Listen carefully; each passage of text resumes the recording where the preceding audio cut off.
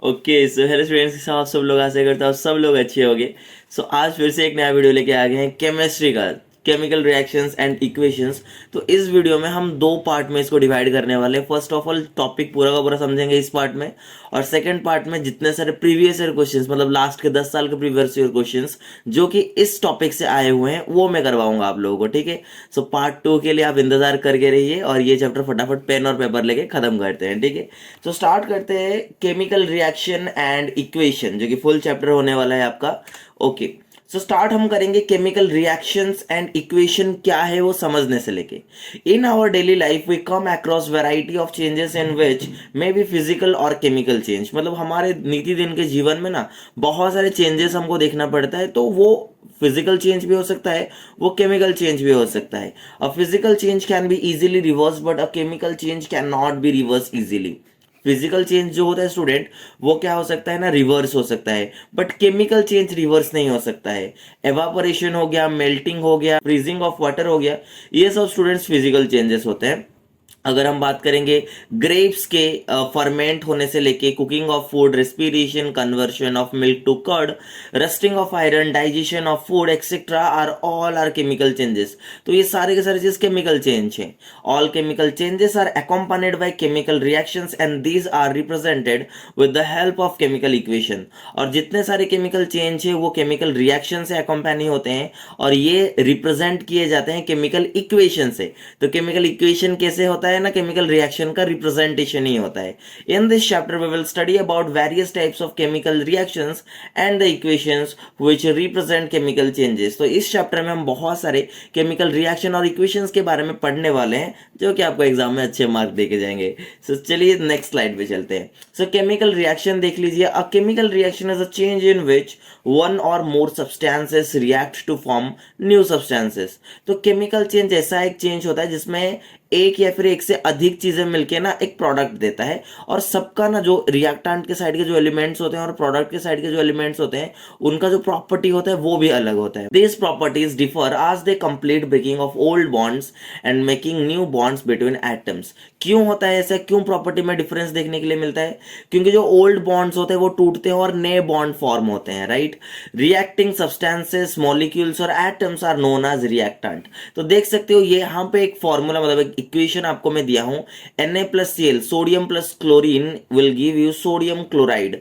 तो देखिए यहाँ पे जो सोडियम है और क्लोरीन है ये रिएक्शन में टेक्स प्लेस, मतलब हिस्सा ले रहे हैं, तो they are called as reactant. और जो चीज आपका बन रहा है उसको आप क्या बोलोगे, प्रोडक्ट बोलोगे। Understood. Next, magnesium ribbon Burns with a dazzling white flame and changes into white powder. आपको पता होगा जब भी मैग्नीशियम क्या होता है ना, बर्न होता है। अब बर्न कहां पे होगा, ऑक्सीजन भी उसमें इन्वॉल्व होगा, तो आपको मैग्नीशियम ऑक्साइड मिलेगा जो कि एक डैजलिंग, मतलब थोड़ा मतलब जलने के टाइम जैसा आपको देखने के लिए मिलता है सिनारियो, वैसे ही यहाँ पे देखने के लिए मिलेगा।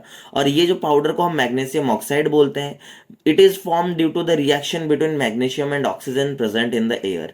यहाँ पे मैग्नीशियम और एयर में जो ऑक्सीजन होता है उन दोनों का सम्मिश्रण है, यहाँ पे उन दोनों का ही कॉम्बिनेशन है। सो इसी में हम बोल सकते हैं मैग्नीशियम और ऑक्सीजन आपके रिएक्टेंट है और मैग्नीशियम ऑक्साइड जो है आपका, that is your product student.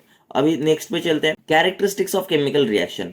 तो most of the reactions are accompanied by some of the observable changes. मतलब रिएक्शन हो रहा है ये कैसे पता चलेगा आपको, कुछ चेंजेस भी देखने के लिए मिलेंगे, और वो चेंजेस क्या है। This observation can help us to conclude that a chemical reaction has takes place और नॉट। और इससे हमको ये पता चलता है कि केमिकल रिएक्शन हुआ है या नहीं हुआ है। Few characteristics of chemical reactions are as follows. और कुछ कैरेक्टरिस्टिक्स है केमिकल रिएक्शंस है जो कि यहाँ पे है आपके। चेंज इन स्टेट, पहला चीज है स्टेट चेंज होगा। स्टेट चेंज का मतलब क्या होता है, मान लीजिए आपका बर्फ है, बर्फ किस में चेंज हो रहा है, लिक्विड मतलब पानी में। अब पानी फिर से गर्म करोगे तो वो किस में चला जाएगा, वेपर में चला जाएगा। तो ये होता है change in state. Change in colour, अब देखिए कलर्स भी चेंज होते हैं आपके। इवोल्यूशन ऑफ गैस, गैस का भी इवोल्यूशन आपको देखने के लिए मिलता है, जब आप रिएक्शन करवाते हो गैस भी निकलता है, राइट। चेंज इन टेम्परेचर, देखिए टेम्परेचर का घटा बढ़ा वो तो देखने के लिए मिलेगा। फॉर्मेशन ऑफ प्रेसिपिटेट, अब प्रेसिपिटेट क्या होता है आपको समझाता हूं मैं। प्रेसिपिटेट का मतलब होता है, मान लीजिए यहां पे मैं दो टेस्ट ट्यूब लेता हूं और दोनों टेस्ट ट्यूब के अंदर मैंने कुछ कुछ इनसॉल्युबल सब्सटेंसेस लिया है जो कि जैसे डिसॉल्व नहीं हुए हैं। अब दोनों को अगर मैं मिला दूं तो एक रिएक्शन बनेगा, और जितने सारे भी इनसॉल्युबल पार्टिकल्स होते हैं वो क्या होंगे ना, नीचे, ये नीचे की तरफ वो क्या हो जाएंगे, सेटल डाउन हो जाएंगे, यहाँ पे बैठ जाएंगे। तो वो जो पार्ट रहता है उसको बोलते हैं प्रेसिपिटेट। अंडरस्टूड। उसके बाद हम बात करते हैं केमिकल इक्वेशन के बारे में। The description of chemical reaction in a sentence form would be quite long. अगर हम उसको डिस्क्राइब करें, जैसे कि मैं बोलूंगा when methane Burns in air it will gives you carbon dioxide with water, तो ये बहुत लेंदी हो रहा है अगर इसमें लिखने का कोशिश करूं। तो इसीलिए हम इसको दो वे से रिप्रेजेंट करते हैं। पहला हो गया आपका वर्ड इक्वेशन और सेकंड हो गया आपका केमिकल इक्वेशन। तो एक एक करके दोनों को देखते हैं। तो पहला है reaction of burning methane gas can be written as word. Word में आप सीधा मीथेन लिखे, ऑक्सीजन लिखे, ऐड किए, और आपको प्रोडक्ट के साइड में कार्बन डाइऑक्साइड और वाटर मिला। अगर इसको हम केमिकल वे में लिखते तो मीथेन का आपको पता है नेम क्या होता है, CH4 और O2, यहाँ पे आपको CO2 और वाटर मिलता है। यहाँ पे देखिए जो 2 सामने की तरफ है वो बैलेंस किया गया है। अब बैलेंस किया ये हम आगे के क्लासेस में देखने वाले हैं। उसके बाद देखिए राइटिंग अ केमिकल इक्वेशन। तो एक केमिकल रिएक्शन को लिखने का कुछ ढंग होता है, कुछ स्टेप्स होता है। तो वो क्या स्टेप्स है मैं आपको बताता हूं। The following steps are considered while writing a chemical equation. The reactant are written on the left hand side with a plus sign between them, and the product are written in the right hand side with a plus sign between them. तो देखिए reactant में भी plus sign है और product में भी plus sign है। An arrow separates the reactants for from the products. The direction of the arrow head points towards the product. और ये जो रिएक्शन देख रहे हो किस तरफ हो रहा है, प्रोडक्ट के साइड हो रहा है, तो आपका जो एरो होगा वो भी प्रोडक्ट के साइड में ही जाएगा। और thus a chemical equation for reaction I can be written as, आप देख सकते हो यहाँ पे CH4 plus O2 will give you CO2 plus H2O। ठीक है, तो ये था। और याद रखना ये जो पार्ट है आपका अभी तक क्या नहीं है मतलब अगर मान लीजिए ये जो आपको पार्ट दिख रहा है, इसके पहले आपने यहाँ पे 2 देखा था, यहाँ पे भी 2 देखा था, तो अभी तो वो नहीं है, इसीलिए ये बैलेंस नहीं है। अब जो बैलेंस नहीं होता है उसको हम क्या बोलते हैं, स्केलेटल केमिकल इक्वेशन। स्टूडेंट्स क्या बोलते हैं, स्केलेटल केमिकल इक्वेशन। तो जो अनबैलेंस्ड रिएक्शंस होते हैं, इक्वेशंस होते हैं, they are called as skeletal. अब स्केलेटल को बैलेंस करने के लिए बैलेंसिंग भी चाहिए। अब समझते हैं कि बैलेंस केमिकल रिएक्शन चाहिए क्यों, पहले समझते हैं, उसके बाद जानेंगे कि बैलेंस केमिकल रिएक्शन होता क्या है और करते कैसे। अब balance chemical equation is that in which the total number of atoms of each element are equal on the both side of the equation. मतलब मान लीजिए यहाँ पे रिएक्टेंट है और यहाँ पे प्रोडक्ट है, तो रिएक्टेंट मिलके प्रोडक्ट दे रहा है, तो यहाँ पे जो भी नंबर ऑफ एटम्स हैं वो सेम होगा दूसरे साइड के जो भी हमारे एटम्स या फिर एलिमेंट या फिर कंपाउंड रहेंगे, right. So balancing chemical equation is based on the law of conservation of mass. याद रखना ये बहुत इंपॉर्टेंट है कि law of conservation of mass के तहत इसको हम बैलेंस करते हैं। जैसे कि ये लॉ क्या बोलता है, मास can neither be created nor be destroyed during a chemical reaction. मतलब जो मास होता है वो हम क्रिएट भी नहीं कर सकते हैं, वो हम डिस्ट्रॉय भी नहीं कर सकते हैं। सो इसीलिए जो टोटल मास होता है एलिमेंट का जो कि प्रोडक्ट के साइड में रहेगा वो इक्वल होगा रिएक्टेंट के साइड में। सिमिलरली जो नंबर ऑफ एटम होंगे प्रोडक्ट के साइड में वो इक्वल होंगे रिएक्टेंट के साइड के नंबर ऑफ एटम से। अभी हम समझते हैं बैलेंसिंग करते कैसे हैं। तो ये जो मेथड यूज होता है that is called as hit and trial method. Student तो हीट एंड ट्रायल मेथड क्या होता है हम आगे जानते हैं। यहाँ पे हम कुछ स्टेप्स यूज करते हैं। जैसे कि मान लीजिए मैं एक एग्जांपल आपको दे रहा हूं, Na plus H2O will give you NaOH plus H2। तो ये आपका क्वेश्चन है। तो पहला स्टेप होता है आपको उस सब को ब्रैकेट में रखना है। तो देखिए यहाँ पे ब्रैकेट में रखा गया है, Na को ब्रैकेट में, H2O को ब्रैकेट में, NaOH को ब्रैकेट में और हाइड्रोजन को भी ब्रैकेट में। तो पहला स्टेप इजी था, ब्रैकेट में रखना था। उसके स्टेप बाद वाले स्टेप में हमको काउंट करना है। हमको इस तरफ एलिमेंट का नाम लिख देना है, इस तरफ कितने रिएक्टेंट के साइड में है और कितने प्रोडक्ट के साइड में है, राइट। तो यहाँ पे देख लीजिए इक्वेशन आपका देख लीजिए, यहाँ पे हम उसको लिख देते हैं पहले थोड़ा सा जानने के लिए। Na plus H2O NaOH plus H2 हमने ब्रैकेटाइज भी किया था इसको, याद है। तो Na सोडियम रिएक्टेंट के साइड में कितना है, 1 है, देख सकते हो 1 है। उसके बाद प्रोडक्ट के साइड में कितना है, 1 है। हाइड्रोजन इस तरफ कितना है, 2 है। और इस तरफ क्या है, इस तरफ 2 है और इस तरफ देखो यहाँ पे छुप गया है, मैं थोड़ा अच्छे से दिखा देता हूँ आपको। देखिए इस तरफ 1 है, इस तरफ 2 है, तो टोटल 3 है। ऑक्सीजन कितना है, 1 और 1 दोनों तरफ, यहाँ पे भी 1, यहाँ तक भी 1, राइट। थर्ड स्टेप हमारा होगा जो सबसे बड़ा आपको दिख रहा है, क्या बड़ा दिख रहा है, 3। अब 3 को हमको मतलब हाइड्रोजन को हमको इक्वल करना पड़ेगा। और हाइड्रोजन को हम कैसे इक्वल कर सकते हैं स्टूडेंट्स, तो हम क्या कर सकते हैं, पहले देखेंगे हाइड्रोजन है कहाँ पे और कितना है। इस तरफ देखिए 2 है और इस तरफ देखिए क्या है, 1 और 2। तुम बोलोगे सर यहाँ पे 2 मल्टीप्लाई कर देंगे 6 हो जाएगा, यहाँ पे 3 मल्टीप्लाई कर देंगे 6 होगा, but that is completely wrong. क्यों, क्योंकि यहाँ पे हाइड्रोजन एक जगह पे नहीं, दो दो जगह पे है। तो अगर मैं यहाँ पे 2 मल्टीप्लाई कर देता हूँ स्टूडेंट्स, यहाँ पे मैं थोड़ा 2 मल्टीप्लाई कर दूं, तो यहाँ पे कितना, एक हाइड्रोजन था, अब हाइड्रोजन कितना हो गया, 2। यहाँ पे कितना था, 2, तो 4 हो गया प्रोडक्ट के साइड में। अब रिएक्टेंट के साइड में भी वैसे इस सामने में 2 मल्टीप्लाई कर देता हूँ, तो यहाँ पे भी कितना हो गया, 4। तो यही चीज यहाँ पे लिखा गया है। और देखिए मैंने जो यहाँ पे 2 और इस तरफ 2 लिखा था, यहाँ पे 2 था, यहाँ पे 2 था, वो भी यहाँ पे लिखा गया है। नेक्स्ट पे चलते हैं। तो स्टेप 4 क्या है आपका, balancing second element, we examine the obtained equation and select another. अभी एक बैलेंस करने के बाद हम दूसरे पे चले जाते हैं। तो यहाँ पे देखिए Na और H2O, यहाँ पे 2 था, यहाँ पे 2NaOH था और H2। लास्ट के स्टेप्स तक हमने इतना देखा था। अभी हम देखते हैं Na कितना है, 1, बट यहाँ पे Na कितना है, 2। यहाँ पे हाइड्रोजन कितना है, 4, और यहाँ पे हाइड्रोजन 4। ऑक्सीजन प्रोडक्ट साइड में 2, और यहाँ पे देखिए O सामने की तरफ 2 है, तो ऑक्सीजन यहाँ पे 2। तो इतना समझने के बाद हम आगे थोड़ा बढ़ते हैं। यहाँ पे हमको खाली सोडियम को सेम करना है, तो यहाँ पे अगर मैं रिएक्टेंट के साइड में 2 मल्टीप्लाई कर देता हूँ तो मेरा काम बन जाएगा और इससे मेरा बैलेंस हो गया। और लास्ट में जो आपने ब्रैकेट दिया था उसको ब्रैकेट को ओवर करके नॉर्मली उस चीज को लिख दोगे। तो एक हम नॉर्मली, और लास्ट में आप चेक भी कर सकते हो कि आपका जो भी रिएक्शन है वो सेम नंबर ऑफ एटम्स है कि नहीं। अभी हम जानते हैं way to make chemical equations more informative, और इसके ऊपर डोंट वरी, हम कुछ क्वेश्चंस भी करने वाले हैं आगे के पड़ाव में। Ways to make chemical equations more informative, तो कैसे हम केमिकल रिएक्शन या फिर इक्वेशंस को ज्यादा इंफॉर्मेटिव बना सकते हो। देखिए पहले तो हमको पता है सिंबल और फॉर्मूला वगैरह चाहिए ही चाहिए, हमको और भी इंफॉर्मेशन मिल सकता है कैसे ना, physical state of the substances से।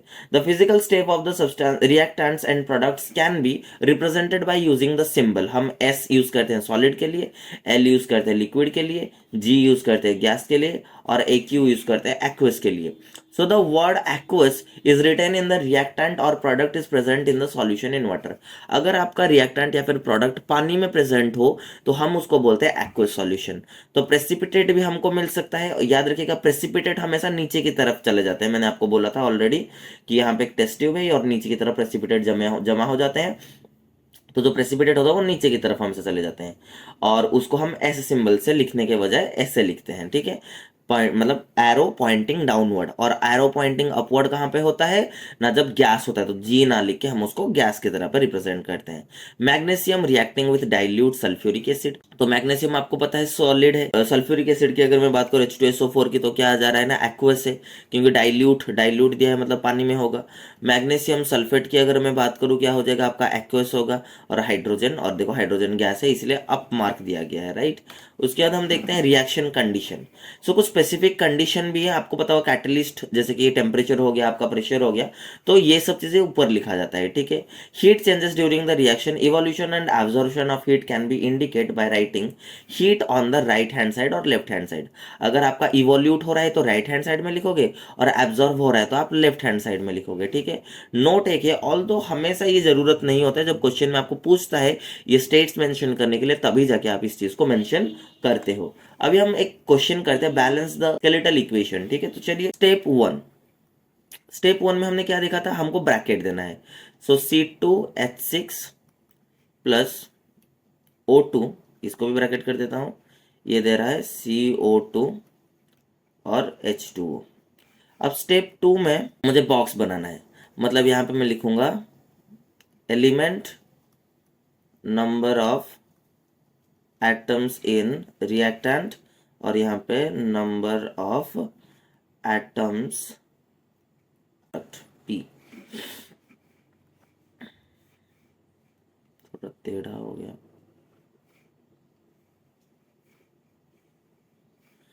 तो कार्बन, हाइड्रोजन, ऑक्सीजन, कार्बन कितना है 2, यहाँ पे कार्बन कितना है 1, हाइड्रोजन कितना है 6, यहाँ पे देखिए हाइड्रोजन कितना है 2, ऑक्सीजन यहाँ पे कितना है 2, और यहाँ पे ऑक्सीजन 2 है, यहाँ पे 1 है, तो 3। तो आपको सबसे ज्यादा कहाँ पे मिल रहा है? हाइड्रोजन पे। तो हाइड्रोजन को पहले पकड़ेंगे। तो स्टेप 3 में मैं क्या करूंगा, लिख दूंगा पहले स्टेप 1 में जो सब लिखा था।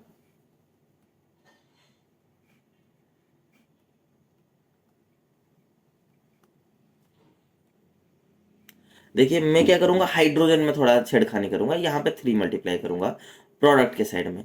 तो हाइड्रोजन यहाँ पे है, मैंने क्या किया ना, सामने की तरफ 3 मल्टीप्लाई कर दिया। तो देखिए जब मैं 3 मल्टीप्लाई कर दिया, स्टेप 4 में देखते हैं कि हमारा कितना क्या है। स्टेप 4 में हम क्या करेंगे, वही कार्बन, हाइड्रोजन, ऑक्सीजन। कार्बन कितने हैं? 2। इस तरफ कार्बन कितना है? 1। हाइड्रोजन कितना है आपका? 6। यहाँ पे हाइड्रोजन देखिए 2 है और सामने 3 है, तो 6।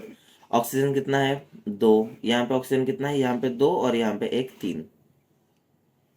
राइट। तो इतना समझ आ गया। अब सेकंड की तरफ चलते हैं। देखो ये तो 6 हो गया। अब यहाँ पे अगर मैं स्टेप 5 की बात करूँ, मैं देखूंगा यहाँ पे मैं किसको सिमिलर कर सकता हूँ, फिर किसको इक्वल कर सकता हूँ। राइट स्टूडेंट्स, तो मैं मैं देख रहा हूं कि अगर मैं कार्बन कार्बन के साइड में क्या कर रहा हूं ना, इस तरफ प्रोडक्ट में 2 मल्टीप्लाई कर देता हूं, तो मेरा ये दोनों इक्वल हो जाएगा। तो उसी को ही करते हैं, C2H6O2 CO2। राइट, मैं बोला इस तरफ में कार्बन में मल्टीप्लाई करूंगा तो 2 मल्टीप्लाई कर दिया। अब स्टेप 6 करते हैं। मतलब देखिए कैसे इजी इजी स्टेप्स हो रहे हैं। राइट, कुछ ऐसा प्रॉब्लम नहीं है। फिर से कार्बन, हाइड्रोजन, ऑक्सीजन, रिएक्टेंट के साइड में 2, इस तरफ प्रोडक्ट के साइड में भी 2। हाइड्रोजन कितना है? 6। इस तरफ देखिए हाइड्रोजन कितना है? 6। ऑक्सीजन कितना है आपका? 2। और यहाँ पे ऑक्सीजन कितना है? देखिए ऑक्सीजन 2 था, सामने 2 हो गया तो 4। इस तरफ ऑक्सीजन 3 तो 7 हो गए। तो यहाँ पे आपको मैं एक ट्रिक देता हूँ, ठीक है। तो स्टेप 6 में, स्टेप 6 तो चला गया 7 में। अब क्या अब क्या करोगे, देखिए पहले लिख देते हैं C2H6O2।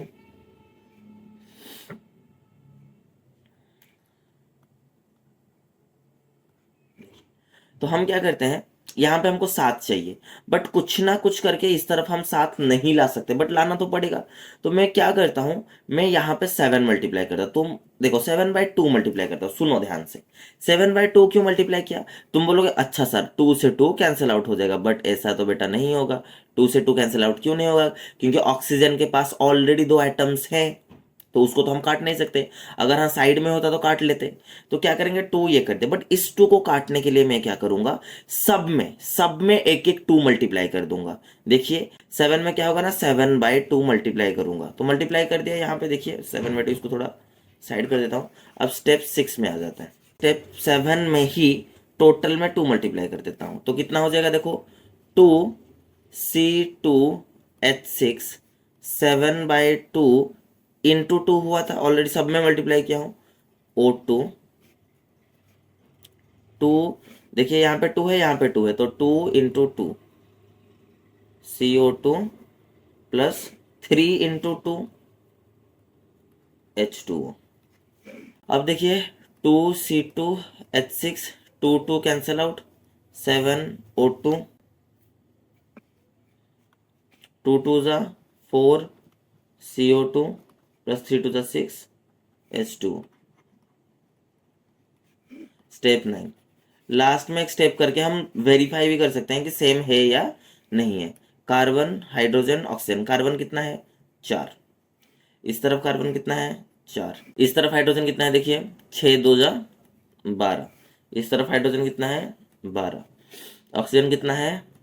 14। यहाँ पे ऑक्सीजन कितना है? देखिए ऑक्सीजन यहाँ पे 6 है, यहाँ पे ऑक्सीजन 4 और 2 8, 4 2 8 14, तो यहाँ पे 14। तो ऐसे करके आप इसको सॉल्व कर सकते हो। थोड़ा इंपॉर्टेंट क्वेश्चन था, तो घर में बैठ के प्रैक्टिस कर लीजिए।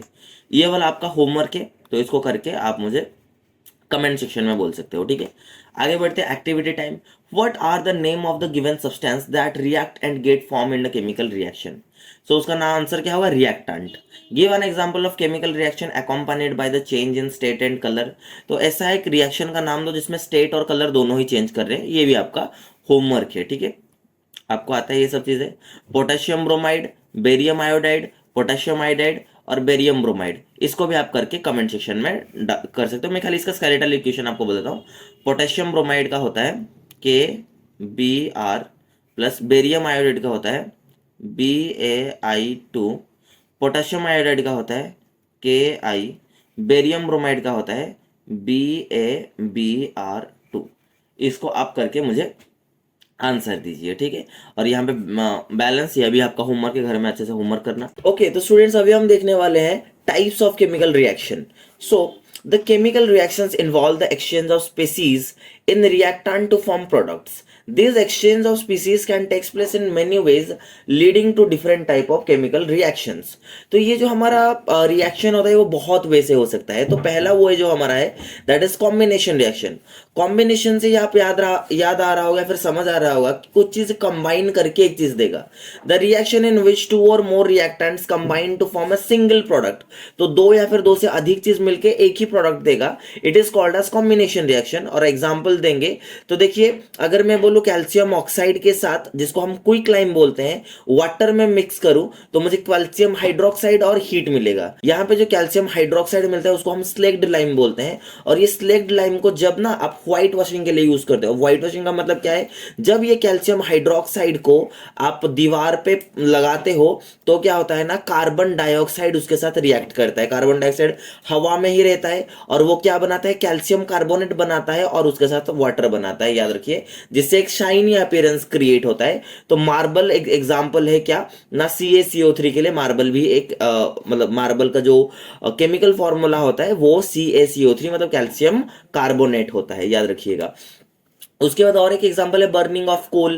कार्बन को ऑक्सीजन के साथ रिएक्ट करवाऊं तो मुझे कार्बन डाइऑक्साइड मिलेगा, हाइड्रोजन को ऑक्सीजन का रिएक्ट कर तो मुझे वाटर मिलेगा। डिकम्पोजिशन रिएक्शन की बात करें, a reaction in which single reactant breaks down to form two or more product is called as decomposition reaction. तो जिस रिएक्शन में एक चीज टूट के दो या फिर दो से अधिक चीज देता है उसको बोलते हैं डिकम्पोजिशन। अब देखिए, खाली तो वो टूटेगा नहीं, उसको एनर्जी की जरूरत होता है। तो तीन प्रकार के एनर्जी के बारे में यहाँ पे पढ़ेंगे। एक होता है थर्मल डिकम्पोजिशन, एक होता है फोटोलिटिक डिकम्पोजिशन, एक होता है आपका इलेक्ट्रोलाइटिक डिकम्पोजिशन। तो थर्मल का मतलब होता है हीट, तो जो डिकम्पोजिशन रिएक्शन हीट से होता है उसको हम बोलते हैं थर्मल डिकम्पोजिशन। जैसे कि कैल्शियम कार्बोनेट में अगर हम हीट देते हैं तो हमको कैल्शियम ऑक्साइड और कार्बन डाइऑक्साइड मिल जाता है। और याद रखिए, जो कैल्शियम ऑक्साइड CaO होता है उसको हम सीमेंट के मैन्युफैक्चरिंग के लिए यूज करते हैं। उसके बाद हम देखते हैं फेरस सल्फेट को अगर मैं गर्म करूं तो मुझे फेरिक ऑक्साइड मिलेगा और उसके साथ सल्फर डाइऑक्साइड और सल्फर ट्राइऑक्साइड आपको मिलेगा। अगर हम लेड नाइट्रेट को गर्म करते हैं तो हमको लेड ऑक्साइड, उसके साथ नाइट्रोजन, उसके साथ ऑक्सीजन मिलता है। इलेक्ट्रोलिसिस की अगर मैं बात करूं, ये जो रिएक्शंस होते हैं, the use of electrical energy for the decomposition of the reactant molecules. तो यहाँ पे इलेक्ट्रिसिटी से हम डिकम्पोजिशन प्रोसेस को कैरिड आउट करवाते हैं। जैसे कि वाटर में अगर इलेक्ट्रिक करंट पास करूं तो हाइड्रोजन और ऑक्सीजन मिलेगा। अगर इलेक्ट्रिक करंट को मैं मोल्टेन सोडियम क्लोराइड में दूं तो मुझे सोडियम और क्लोरीन मिल जाएगा। तो उसके बाद हम बात करते हैं फोटोलिसिस या फिर फोटोकेमिकल डिकम्पोजिशन। तो ये क्या होता है ना, फोटोकेमिकल मतलब लाइट एनर्जी से प्रोसीड होगा। तो अगर सिल्वर क्लोराइड या फिर सिल्वर ब्रोमाइड में मैं सनलाइट को पास करूं तो मुझे सिल्वर और क्लोरीन और यहाँ पे सिल्वर और ब्रोमीन मिलेगा, याद रखिएगा। और याद रखिएगा, ये जो सिल्वर हाइलाइट्स को हम किस लिए यूज करते हैं, ब्लैक एंड व्हाइट फोटोग्राफी के लिए, याद रखिएगा सिल्वर ब्रोमाइड को। उसके बाद हम बात करते हैं एक्सोथर्मिक और एंडोथर्मिक, जो कि है आपके जो टाइप्स ऑफ रिएक्शन का third state. Depending upon whether heat is evolve or absorb during a reaction, the reaction can be exothermic or endothermic. अगर हीट इवॉल्व हो रहा है तो एक्सोथर्मिक, अगर हीट एब्सॉर्ब हो रहा है तो एंडोथर्मिक। तो एक्सोथर्मिक में क्या होता है, आपका नॉर्मली रिलीज ऑफ एनर्जी होता है, याद रखिएगा, विथ अलोंग देयर हीट और लाइट एनर्जी, याद रखिए। तो उस एग्जांपल देख लेते हैं रेस्पिरेशन। रेस्पिरेशन में आपको पता होगा, जब आप खाना खाते हो, जैसे कि राइस हो गया, पोटैटो होगा, उसमें कार्बोहाइड्रेट होते हैं, मतलब हम खाते हैं तो हमारा वो ग्लूकोज में कन्वर्ट हो जाते हैं। यहाँ पे देखिए ग्लूकोज, ग्लूकोज में जब हम ऑक्सीजन को पास करते हैं, हम जो सांस लेते हैं ऑक्सीजन आता है तो वो ब्रेक डाउन करके कार्बन डाइऑक्साइड और H2O जनरेट करता है, ठीक है। अभी अगर बात करूं burning of natural gas, natural gas आपका मीथेन होता है, तो ऑक्सीजन और कार्बन डाइऑक्साइड देगा, राइट, और उसके साथ साथ वाटर और हीट भी जनरेट करेगा। देखिए यहाँ पे एनर्जी सब जनरेट हो रहे हैं, मतलब ये आपका एक्सोथर्मिक रिएक्शन। और एक ट्रिक बताता हूं, जहां पे O2 रिएक्टेंट साइड में रहता है, that is also a exothermic reaction. उसके बाद देखते हैं बर्निंग ऑफ मैग्नीशियम रिवन, देखिए यहाँ पे भी O2 है और लास्ट में हीट जनरेट भी हो रहा है। Decomposition of vegetable matter into compost, जितने सारे वेजिटेबल मैटर सड़ के कंपोस्ट बनते हैं वो भी एक डिकम्पोजिशन रिएक्शन ही है, क्योंकि उसमें भी बहुत सारा हीट जनरेट होता है। ठीक है, अभी हम बात करते हैं एंडोथर्मिक रिएक्शन, तो जिसमें एब्जॉर्ब होता है। एब्जॉर्ब होता है मतलब देख सकते हो यहाँ पे देखिए सनलाइट जरूरत पड़ता है, यहाँ पे हीट, यहाँ पे हीट, यहाँ पे हीट, यहाँ पे देखिए एक हीट कैटालिस्ट की तरह पे दिया गया है।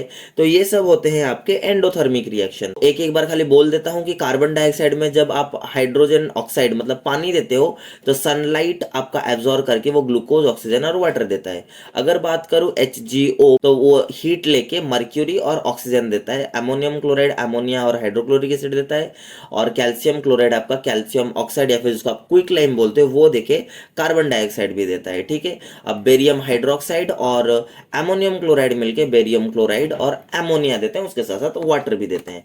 अभी हम बात करते हैं डिस्प्लेसमेंट रिएक्शन। तो डिस्प्लेसमेंट रिएक्शन मतलब जो ज्यादा रिएक्टिव है वो कम रिएक्टिव एलिमेंट को उसी के ही कंपाउंड से हटा के खुद बैठ जाएगा, that is called as displacement reaction. जैसे कि जिंक और कॉपर सल्फेट में मिलाया हूं तो जिंक कॉपर को उठा देगा और खुद कॉपर की जगह पे बैठ जाएगा, मतलब ZnSO4 हो जाएगा और Cu अकेला हो जाएगा, बिल्कुल आप लोगों की तरह। उसके बाद आयरन जो होता है और कॉपर सल्फेट जो होता है वो क्या देगा, आयरन सल्फेट देगा, उसके साथ साथ कॉपर देगा, right. Lead is more reactive than copper, you know that. तो इसीलिए लेड क्या करेगा, कॉपर को कॉपर क्लोराइड से हटा के खुद बैठ जाएगा और बन जाएगा लेड क्लोराइड, और कॉपर अलग हो जाएगा, मतलब सब में कॉपर को ही धोखा मिल रहा है, right.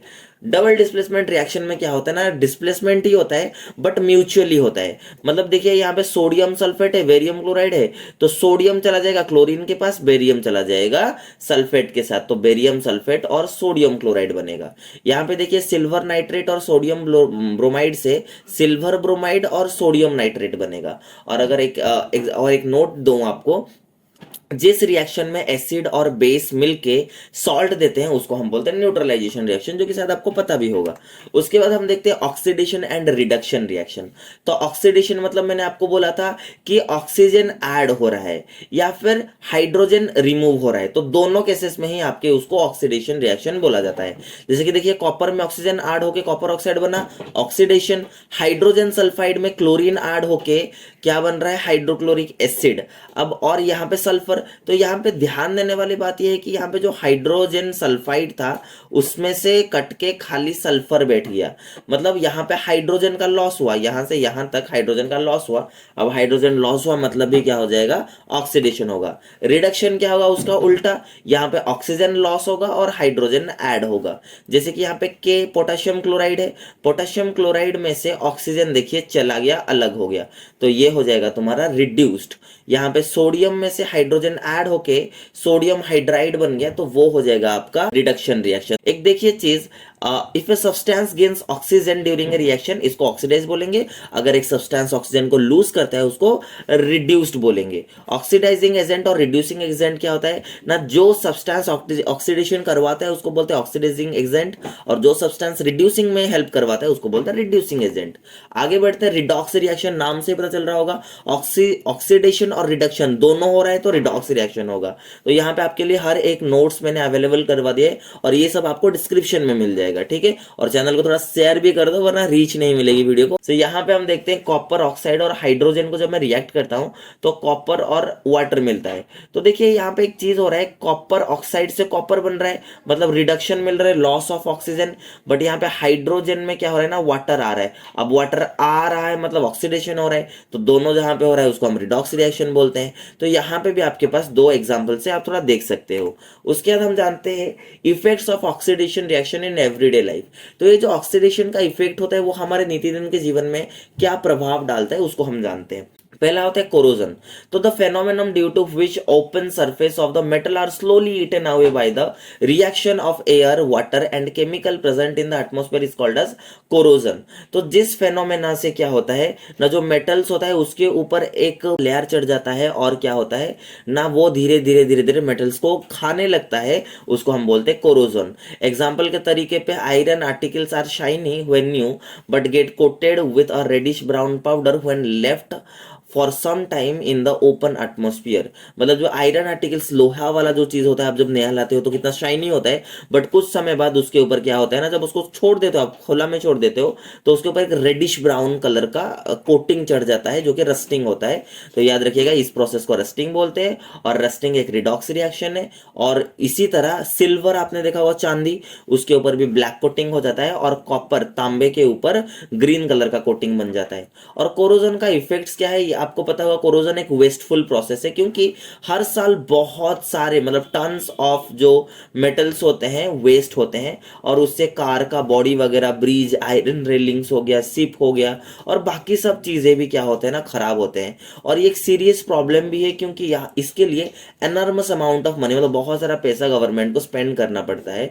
Hence it is quite necessary to prevent corrosion. और आपको कोरोजन होने से बचाव करना पड़ेगा, और कैसे करोगे वो नेक्स्ट स्लाइड में हम देखेंगे। और एक नोट है आपके लिए, एल्यूमिनियम केस में कोरोजन वेस्टफुल नहीं होता। उसके बाद हम देखेंगे क्या क्या कर सकते हैं। हम पेंटिंग कर सकते हैं, गैल्वेनाइजिंग कर सकते हैं, इलेक्ट्रोप्लेटिंग कर सकते हैं। तो ऐसे करके हम क्या कर सकते हैं, कोरोजन को बचा सकते हैं। रैंसिडिटी की बात करूं, it is the process of slow oxidation of oil and fat present in the food material due to which they became rancid, resulting in the change of smell and taste in them. तो इस process से क्या होता है ना, oil और जो fat होते हैं फूड में रहते हैं, वो खराब हो जाते हैं, और उनसे जो बदबू आने लगती है, उनका टेस्ट बिगड़ जाने लगता है। और कुछ मेथड्स भी है, जैसे कि keeping food material in air tight container. हम खाने को क्या करते हैं ना, एयर टाइट कंटेनर, मतलब डब्बे के अंदर रखते हैं, जैसे कि वो ऑक्सीजन के प्रभाव में ना आए। रेफ्रिजरेटर करके उसको हम क्या कर सकते हैं ना, लो टेम्परेचर में लाके रख सकते हैं। देखिएगा, जब फ्रीज में खाना रहता है वो थोड़ा लंबे समय के लिए चलता है, बट नॉर्मली खुले में रख दोगे तो वो कम समय के लिए चलेगा। पैकिंग ऑफ फूड आइटम, जैसे कि पटाटो वेफर वगैरह को देखोगे, जो लेज हो गया, कुरकुरे हो गया, तो ये सब देखिएगा, नाइट्रोजन गैस उसके अंदर भरा जाता है एयर की जगह पे, क्योंकि नाइट्रोजन उसको बहुत लंबे समय तक चला के रखेगा, और एयर आ गया तो वो खराब हो जाएगा। मतलब ऑक्सीजन की ही बात कर रहा हूँ। अगर हम एंटीऑक्सीडेंट्स वगैरह लगा देते हैं उसमें, तो भी क्या होगा ना, फूड जिसमें फैट और ऑयल वगैरह होते हैं वो क्या हो जाएगा, खराब नहीं होगा। तो अभी आ जाते हैं एक्टिविटी टाइम। तो ये आप मुझे करके कमेंट डाउन करोगे, ऑनेस्टली करना, क्योंकि ये बहुत इंपॉर्टेंट क्वेश्चंस मैंने लाए हैं। तो इसी के साथ हम चैप्टर को ओवर करते हैं। Thank you very much for giving your precious time to me. So till then, bye bye.